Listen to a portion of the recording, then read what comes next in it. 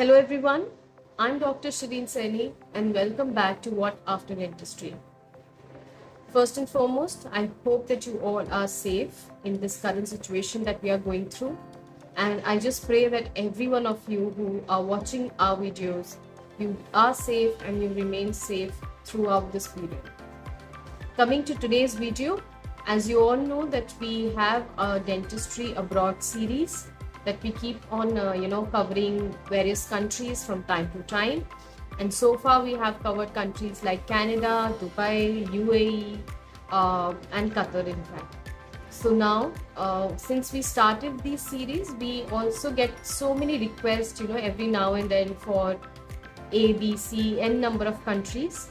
So first thing is that I'm really sorry if you would have requested today's video long back, and we have now we are actually uploading it. The reason why we do it is because we get the right information, and to get this right information there's a lot of research involved.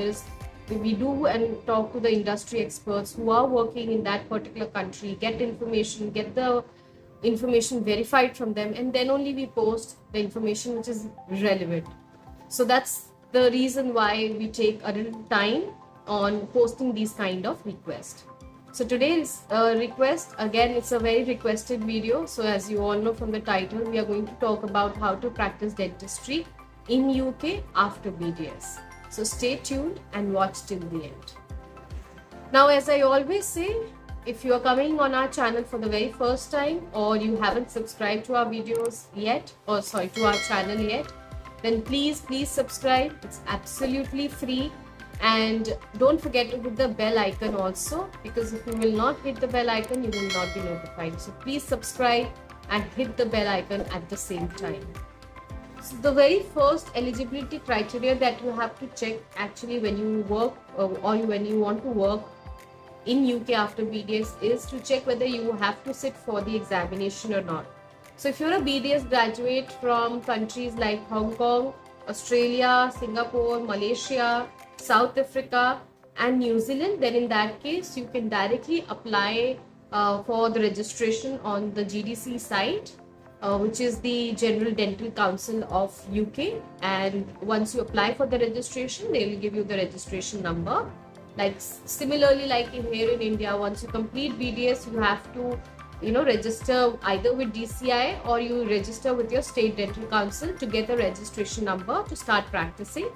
Similarly, GDC is the Dental Council of UK, so you need to register and they'll give you a registration number, and you can just directly start practicing dentistry without the examination. So if you're one of those who are working in these who is a BDS graduate from these countries, then you don't need to sit for an exam.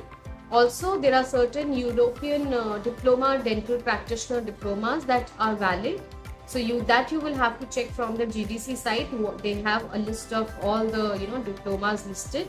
So if you're one of them who has undergone those particular diploma courses, then also you don't have to sit for the examination. So who has to sit for the exam? BDS graduates from India, Pakistan, Nepal, Bangladesh, Sri Lanka and other countries apart from these countries that I have talked about.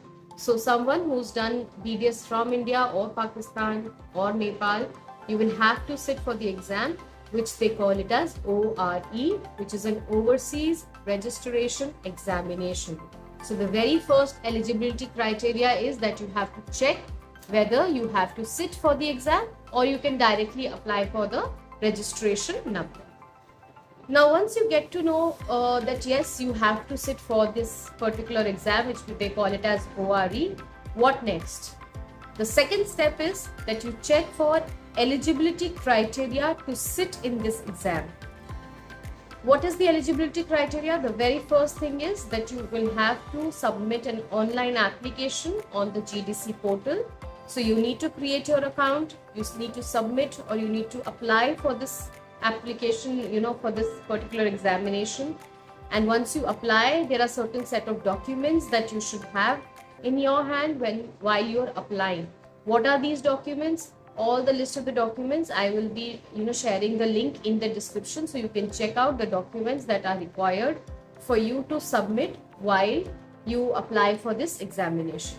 The second eligibility criteria is that you need to have 1600 hours of clinical experience, and this clinical experience is counted in the terms of how many patients or what kind of patients you have treated in a dental chair. If you have assisted a dentist or anyone while you were working, those are not counted. So during your dental degree, in fact after your internship, not the final year, once you enter the internship year, that internship year is also counted for as a clinical experience. So the good thing about having this 1600 hours of clinical experiences, you can show your internship in the internship whatever kind of work that you have done, whether it is related to prosthodontics or it is a conservative dentistry or endodontics or pediatric dentistry. So all these kinds of whatever work you have done during your entire internship of 1 year, you club all that work together and show it that you have done 1600 hours of clinical experience. You have treated a patient in a dental chair. So yes, your internship experience is counted, and as soon as you get your the degree certificate, not the provisional one, once you get the degree certificate from your university, you can start applying for your for this particular examination. So you need, as soon as you complete your internship, once you get not the provisional, but you need to go and get the original degree certificate, and then you need to apply for this particular examination. So that's the second eligibility criteria. The third eligibility criteria is that English language. So testing of your English language, and for this you will need to give IELTS, which is IELTS exam. And the minimum scoring or the bands that is needed is overall the total band you should have around 7, and IELTS have certain sections. So there are exams like there's a reading exam, there's a writing exam, there's a listening exam. So all these, under each section you need to have 6.5 band. So each section 6.5 and overall band of 7 is needed for you to start, for you to basically give the criteria that yes, you fall into this eligibility criteria. So once you have all the documents with you, you have a 1600 hours of clinical experience, and you have your IELTS score in hand with you, you can start the application process and you can file in your application for the ORE exam. So that's the second step. Now coming to the third step, what happens after the application? You filed the application, now what next? So this next, what will happen is the GDC, the members who are there, the authorities in GDC who do the verification, so they will start the verification of the documents of the application form that you have filled in. So everything will be verified, and the average amount of response that you generally receive is 30 days. So within 30 days, that's 1 month, you get a response from the GDC saying that either your application is approved or rejected. If it is rejected, then you will have to submit the documents all over again. The entire process of application needs to be done again. Of course, they will mention that why they have rejected your application. They will also mention how you can get it corrected the next time you need to apply for the application. So this application process will go on till they don't approve your application, right?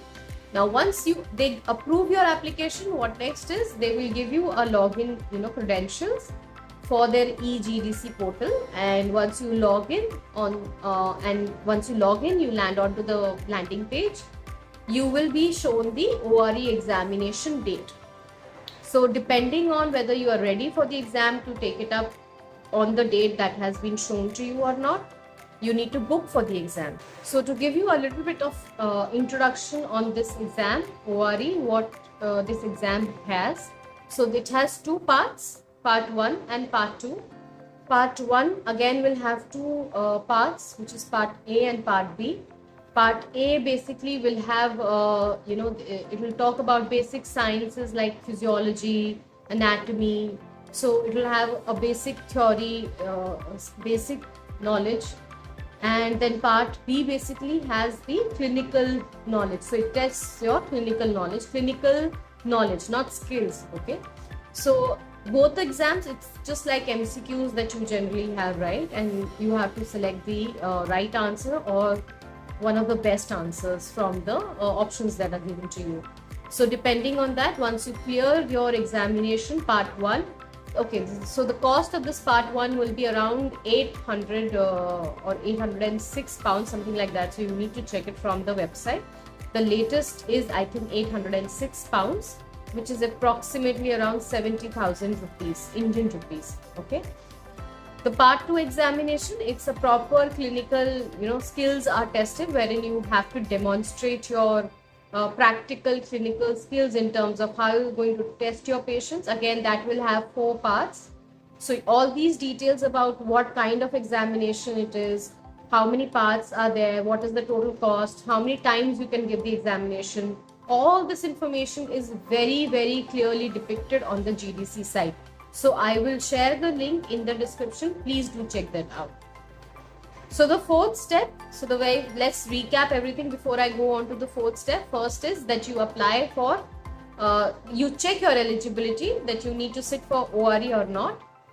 If you need to sit for the ORE, the second step is you check your eligibility for ORE in terms of having an IELTS score, in terms of having all your documents in place, the latest documents, because few of these documents like clinical experience documents and everything, you need to submit the most recent one in terms of that it should only be 3 months older. So today, if you are submitting your application, it's in April. So your experience certificates that you will be showcasing or that you will be submitting, that should be of around February month.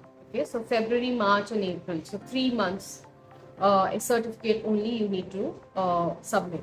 So second is eligibility criteria in terms of having all the documents in place, having IELTS score with the total band of 7, and then every section you need to have 6.5. And then of course 1600 hours of clinical experience, right? So now once your eligibility is checked, everything is checked, the third step is you apply for the ORE examination. You send in your application form online on the GDC portal. Once you send it, then the GDC will revert in terms of whether it is approved or rejected. If it is rejected, you need to resubmit everything. You need to resubmit the application form. If it is approved, then in that case you will have to book the ORE exam as showcased, whatever date has been mentioned on the portal, right? Now the fourth step is you have cleared both the examination, part 1 and part 2. What next? The next is, once you clear both the examination, you need to register for GDC. Okay, so you need to basically get your registration number from the GDC, and again you will have to register yourself as a qualified dentist on GDC portal. Once you register yourself, you submit all your examination documents, everything. The GDC will give you the registration number, and then you can start practicing dentistry in UK.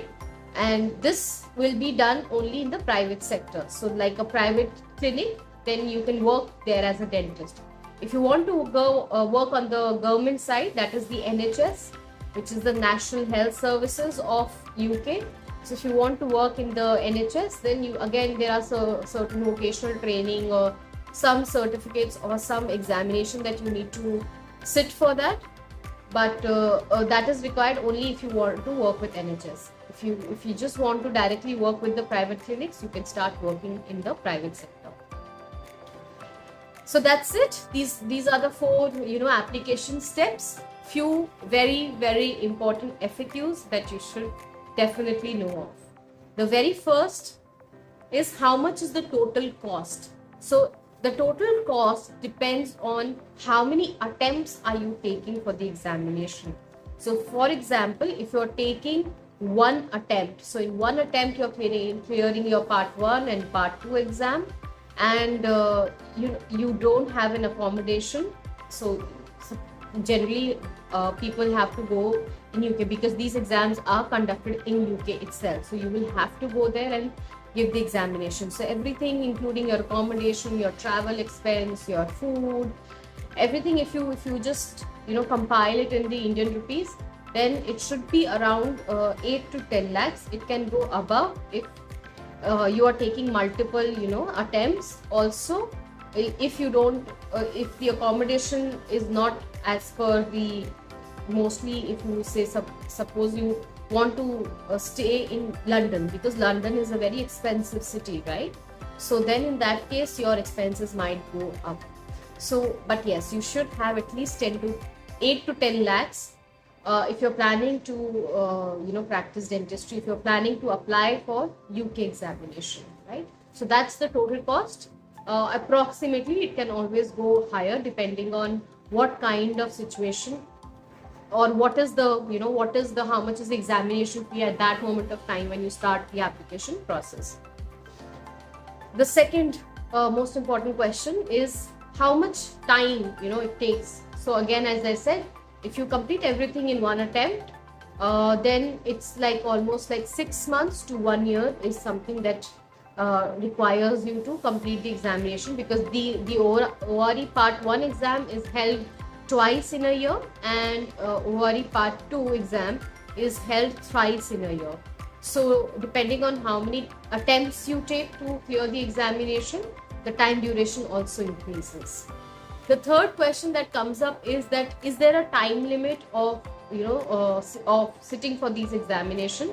So yes, the time limit is 5 years, and that is counted by the date that you book your Part 1 exam, and not when you submitted your application. So on the day when you're sitting for your Part 1 exam, from that day onwards your 5 years are counted, and within 5 years of time you will have to sit for you will have to clear Part 2 and get yourself registered with GDC to start practicing dentistry in UK. The next question arises, what is the syllabus for ORE exam and how do we prepare for it? So as such, the GDC does not give you a very, they don't give any kind of coaching or any kind of preparation material. But yes, on their side, they have given a reading list in terms of that these are the topics and these are the books that you need to go through. So they do provide a reading list that you should go through once you are applying for ORE. Coming to the preparation part, they have given a practice, preparation document. So according to their side, it says that you have to thoroughly go through that document, and your examination will be apart from that document. So that's all that they provide. The GDC is preparing for practice, that is what they call it. And so you need to go through these two documents. Apart from that, there are coaching centers in India also which prepare you to for this particular exam. So if you need more details on what are the coaching centers, you can always Google them up, read about them, read the reviews about them if they have, or else take contact of the alumni of those academies. So you can reach out to those academies, take an alumni a number or some contact information. Try to contact that alumni of the academy and talk to them that how the academy is. So you can do your research on the academy part in terms of finding that is this academy good or not, or coaching center good or not. So yes, there are coaching centers, there are institutes which prepare you for ORE in India. The last FAQ that is mostly being asked is that how do I, or what kind of visa do I need to get when I need to sit for these exams? Now, mostly what people do is either they take a tourist visa and then sit for the examination, but I really don't know is it valid or not, because on tourist visa it's a mandate that the main purpose is tourism. So you are going there, it's like as a tourist you're going there. So this you will have to check, because I'm not very sure on this, but yes, there are people who go on a tourist visa and then sit for the examination. The second way of doing this is that you you go on a student visa in the UK. Now, how do you go on in the student visa is that you apply for any master's course. Most common course that BDS graduates from India or countries like Nepal, Pakistan, Bangladesh, what they do is that they apply for a Masters of Public Health course, MPH, which is it's the most the course fee is very less for that, and that's around £10,000. That's the most less fee course that is provided in the UK. So people do MPH, they go on a student visa. So for 2 years you are there on the student visa, right? So while you're there, they prepare for ORE as well, and they sit for the examination. So that's another way that you can do it. The third way of doing this is that if you don't want to go for these MPH course or something, then you can go there and work as a dental hygienist or as a dental nurse. And so the demand in big cities like London is not very high for a dental hygienist or a dental nurse, but in areas which is like on the upper side, on the north side of UK, like Scotland or maybe, I'm not very sure, Ireland, you need to check it out actually. So if you suppose you know somebody who's there and you do a VTA and then you work as a dental nurse or a dental hygienist there. So while the time you're also gaining the clinical experience in terms of how people are treating patients, what kind of patients are there. You get to know the UK market or the UK healthcare system, how it works, how the patients are. By that, and you are working also. So side by side, you can prepare for ORE, and once you're ready, you can sit for the examination. So that's the third way how people do it. But the most common route that students take is sitting for or going as a student. So going and going for a course like MPH, getting a student visa, and then while doing MPH, you prepare for the examination and you sit for the exam. So that's it for now. I hope that you were able to understand the elements that are required to practice dentistry in UK. We are also trying to get a person, an industry expert, so somebody who's moved from India to UK and practicing dentistry. So we are trying to get a guest basically on board and having an interactive session with them. So if you have any other questions which are not answered by this video and you need more details, or you have any other questions in your mind, please feel free to comment because we will try to take this up with our interactive session or the guests that we are planning to get on board. So make sure that you put in your questions in the comments, or you can also mail us, and once we have your questions, we will get it answered from the guests that we are trying to get on board. So that's it. Before I end this video, please, if you think that the information that I shared was relevant, because there's a lot of hard work that is involved behind creating these videos, the only motivation for me is that you subscribe to my channel and you like and share my videos.